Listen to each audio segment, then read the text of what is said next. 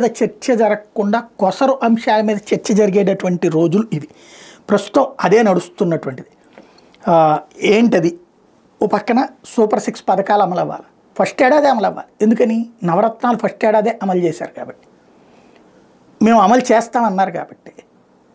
అందులో బస్సా, తర్వాత ప్రతి మహిళకి 1500 రూపాయల, అట్లాగే నిరుద్యోగ భృత, ఇవేమో అసలు దీని మీద మాటే లేదు.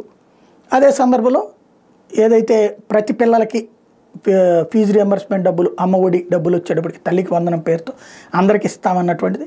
అట్లాగే రైతులకి 20,000 ఇస్తానన్నారు. సరే 10,000 రూపాయలు మాది, కేంద్రం 10,000 కూడా లెక్కేసుకోండి, మా పేరుతో లెక్కేసుకోండి, మా దాంట్లో బీజేపీ ఉంది కదా అని చెప్తున్నారు. అది కలిపేసేసి నడుస్తున్నటువంటి పరిస్థితి. ఇవన్నిటి అక్కడ టచ్ చేస్తున్నారు. అయితే అవి రెండు ఏడాది ఇస్తామంటున్నారు, బాగుంది. కానీ ఈ రెండు కంపేర్ చేసినప్పుడు చర్చలో అధికార పక్షం వీక్ అవుతుంది. దీన్ని క్రాస్ చేయాలంటే ఏం చేయాలి? అదే ఇప్పుడు జరుగుతున్నటువంటి తంతు. ఏంటది?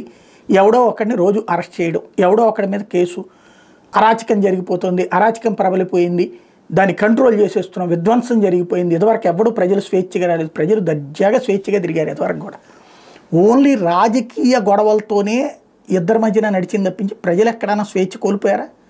ఎవరినైనా ప్రజలను ఆపారా? ఇప్పుడు ఎవరి పనాలు చేసుకున్నారు కదా. కాకపోతే ప్రజలు ప్రజలు ప్రజలు అనే పదం పదే పదే వాడుతూ ఉంటారు. రాబోయేటటువంటి రోజులలో మళ్ళీ ఎవరో ఒకరిని అరెస్ట్ చేయాలి అంటే ఒక కేసులు, అరెస్టులు, కోర్టుల చుట్టూ తిప్పడాలు, సిఐడి తిప్పడాలు, జైళ్లలో పెట్టడాలు, దీని మీదన చర్చ జరుగుతుంటే కార్యకర్త మానసికంగా సంతృప్తి చెందుతున్నాడు. కార్యకర్త మానసిక సంతృప్తే ప్రజా సంతృప్తి అనేటటువంటి విచిత్ర రాజకీయం ప్రస్తుతం నడుస్తుంది.